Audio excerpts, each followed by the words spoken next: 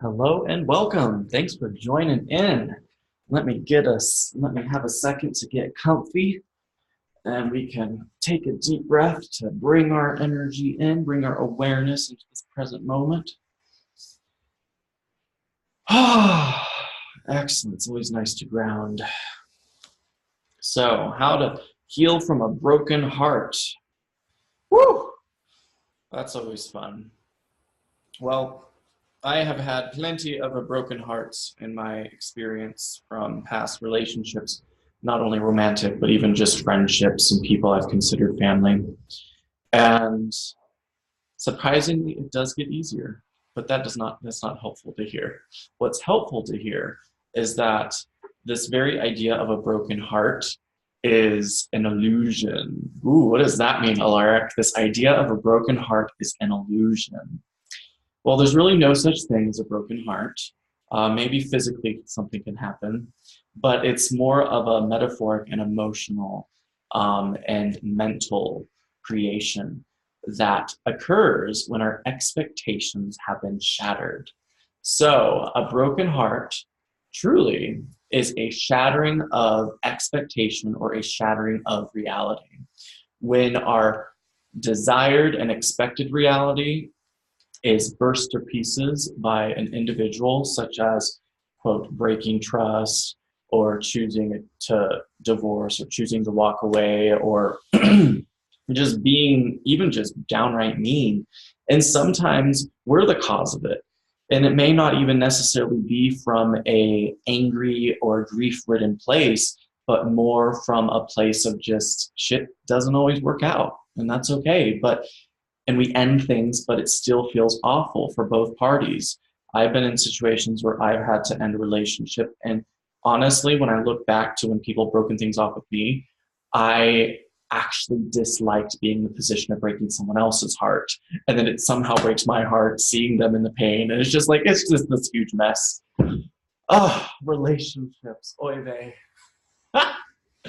So my God, I have allowed, and this is the key words I really want y'all to hear.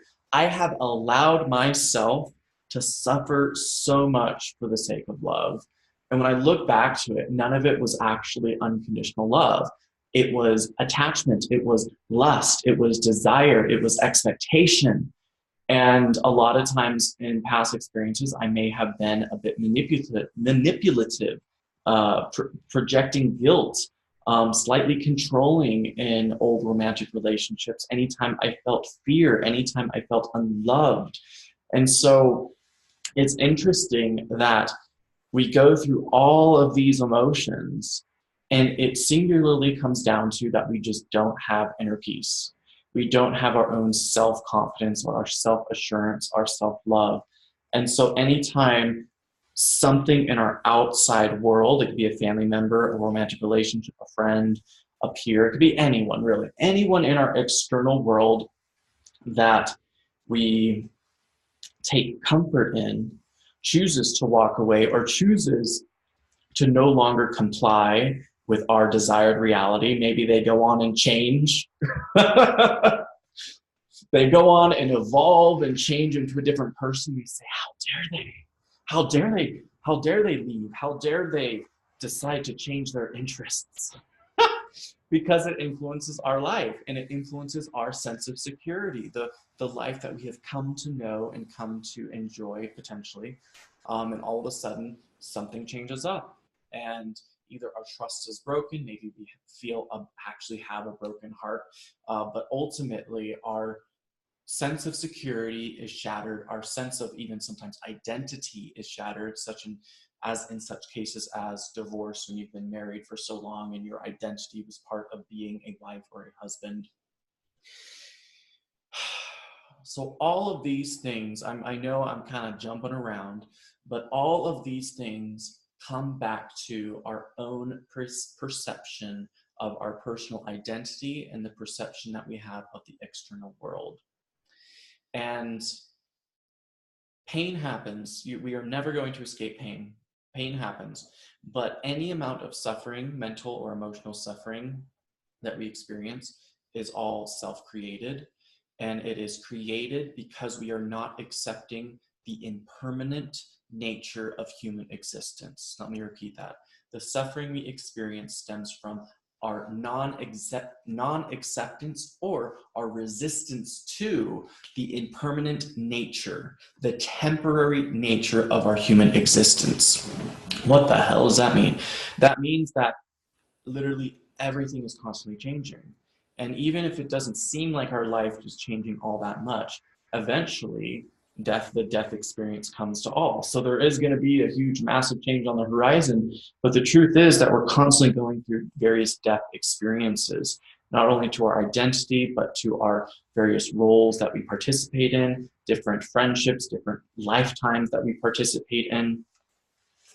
And it's interesting that those who resist the change suffer the most, while those who accept it and honor that it's on its way, we don't always know when, but it's on its way. When we honor that, we suffer so much less because we understand the nature of our reality as being impermanent. And so when a loss occurs and you're not expecting it or haven't expecting it to last forever, sure, it's going to hurt, but it is not going to break our heart because we have developed our own sense of inner peace and our own foundation. I love Pema Chodron, who really, in her book, When Things Fall Apart, Heart Advice for Difficult Times, she really nails home the part of how there really is no such thing as ground. Her main teacher as well, back in the day, Chogyam Trungpa, rest in peace, he was really big on talking about this groundless nature of existence as well.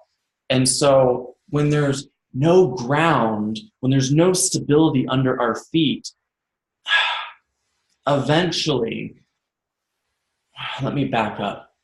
When we don't have a solid foundation under our feet, most people try to create one, and they latch on codependently to people or things around them to make them feel this temporary sense of security when it's all bullshit. And then when that sense of comfort disappears, we feel that brokenheartedness, we feel that brokenness, we feel that lostness. And we're like scratching our head as if we didn't expect it coming. That is the greatest illusion that we know, that humans do constantly, again and again and again. We are somehow surprised. Oh, I did not know this was coming, when our very nature of this existence is impermanence, is constant change. And we freak out every single time it happens, especially when it is, quote, negative change. But we even do it when it's positive. You know, we get a promotion, all of a sudden we're uncomfortable because we have to learn a completely new job role. Even so, this building, the Zen Cowboy that we remodeled, people constantly were asking me right before we moved, aren't you excited, Alaric? Aren't you excited? You know, this upcoming move and all these things have changed. And honestly, I just felt neutral because I knew that coming here was not going to be like this amazing paradise. I had a sense that everything is impermanent. And when we put all of our eggs in like a singular basket for comfort, success, or happiness, pain's going to follow that because it's not always going to work out. And sure enough, you know, remodeling this place and coming here turned into the most difficult 6 months of my adult life. And of course, there was still a lot of joy and happiness. Andrew and I are very happy in our marriage. But on the physical side, the tangible, the mundane aspect, my God, it was difficult. Goodness gracious. And other people, or myself in the past, would have been so excited coming here and would have planted all these expectations. And truth be told, had I had all those expectations of how it was going to go and how it would look and success and this and that, they would be dashed and shattered. I'd have a broken heart. I'd feel lost because none of it went as planned, not a single bit of it. It was so far off track, my gosh. And that's why people get disappointed. And that's why people give up.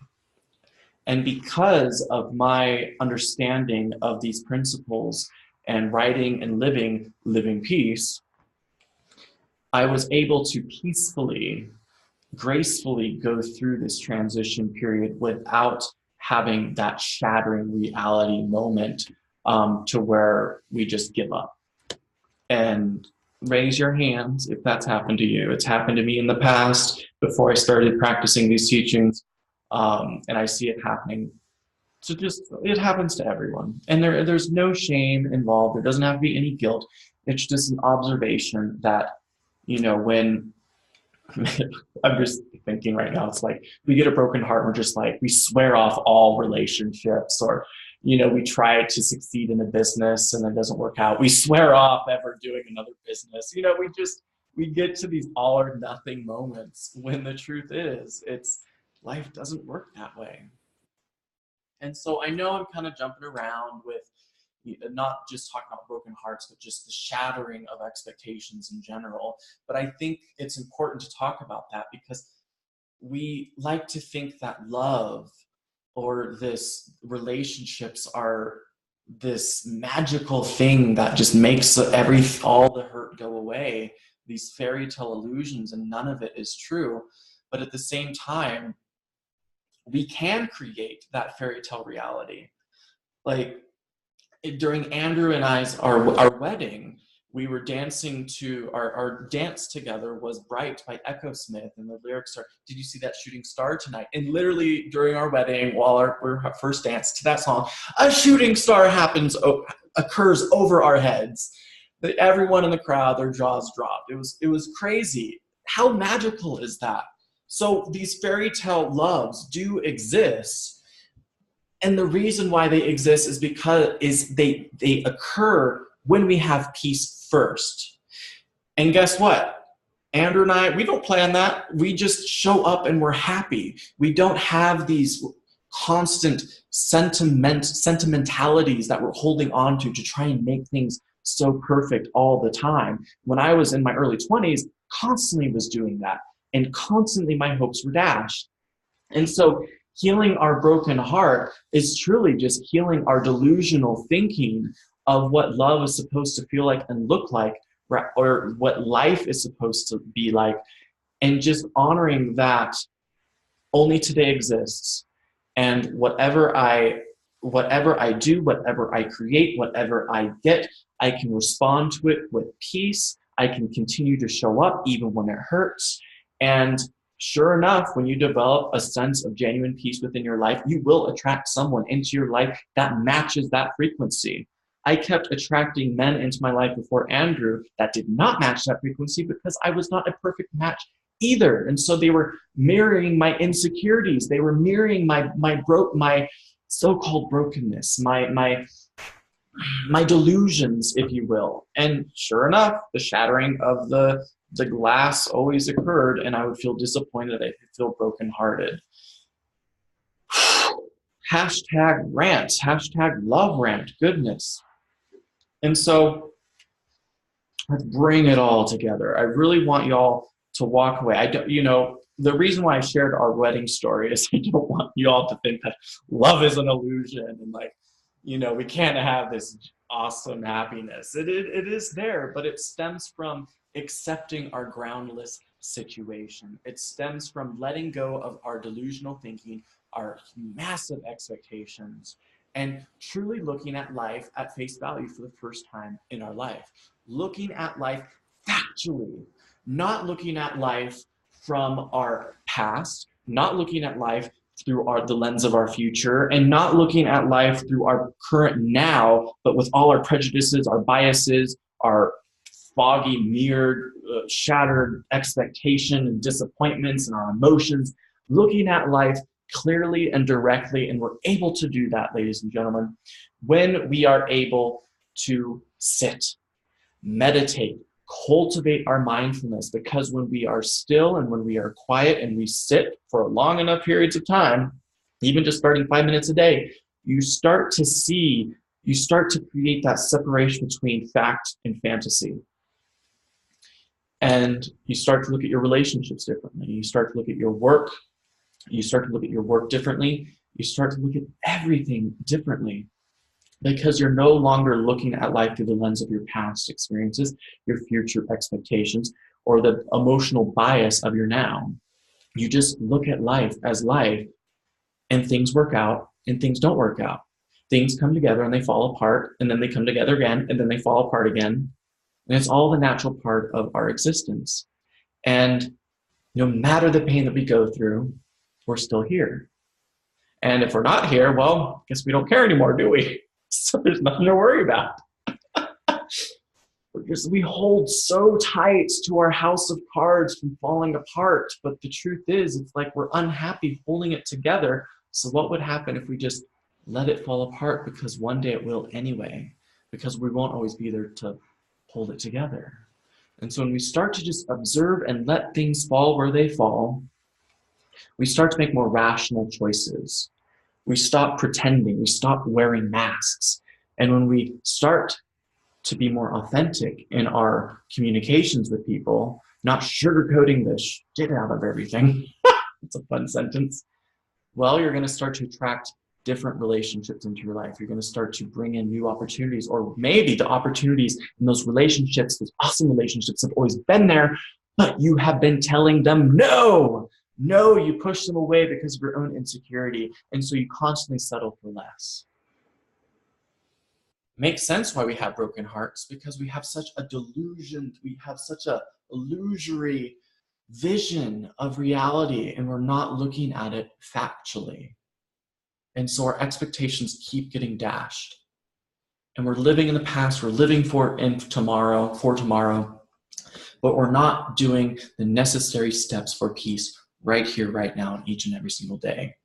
Being kind, genuinely kind, not this kind conditional bullshit kind that we're kind to people on the streets, but then we're awful at home, or maybe we're nice to our loved ones, but we're awful to other people.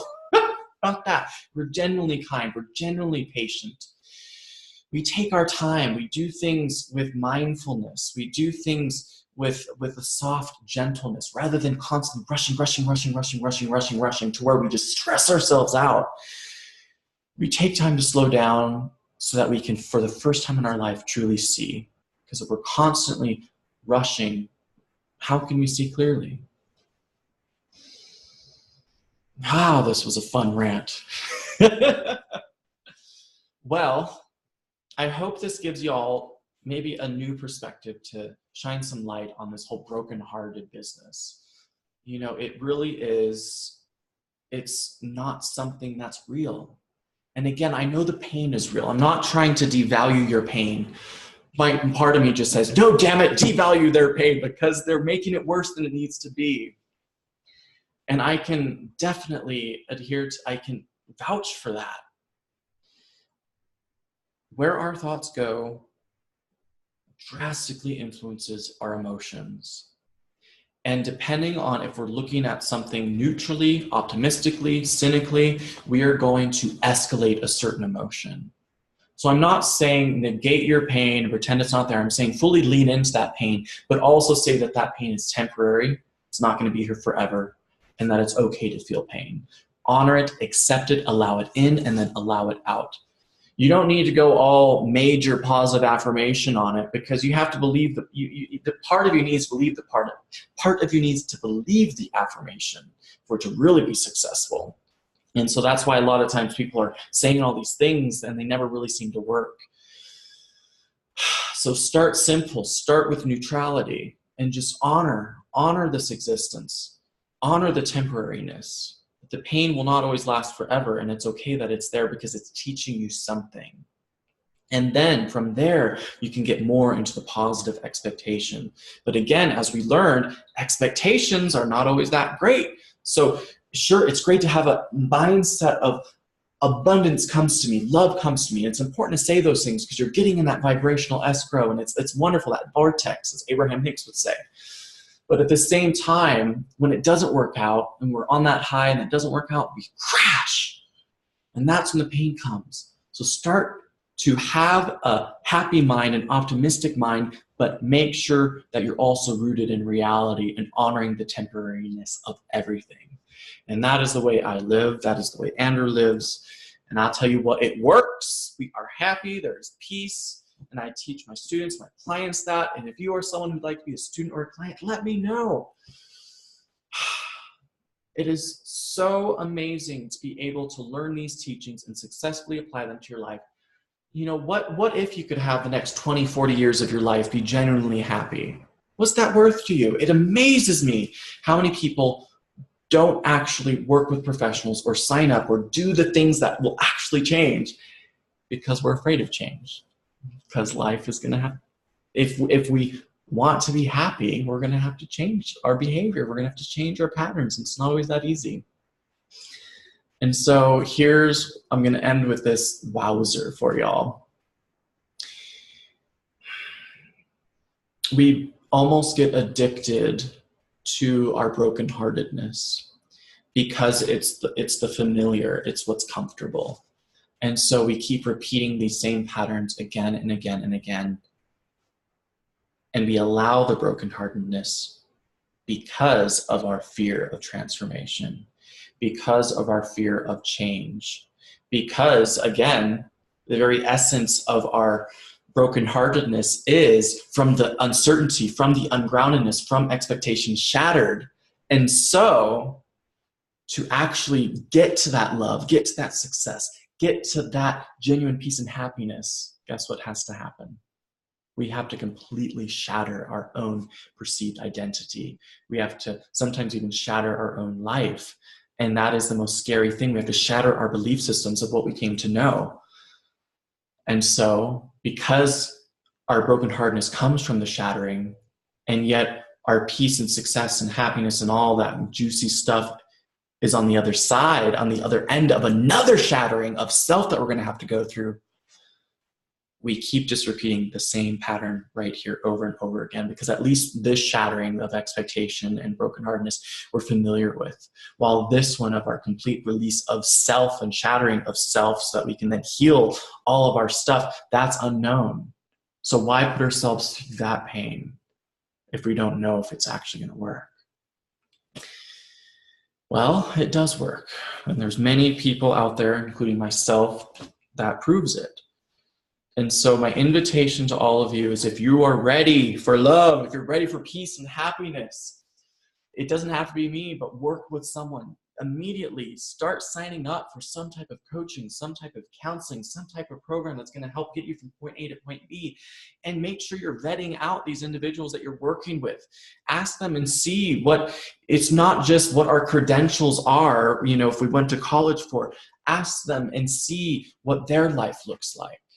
Because this is something I truly believe in, and because knowledge, it's wonderful, it's excellent to gather knowledge, but knowledge means nothing without application. And when we truly apply these teachings to our lives, it changes the way we teach them. And so if I've worked with so many people that have been in therapy for years and it hasn't helped. And I've read every self-help book out there and it hasn't helped. Part of it is them, part of it is you.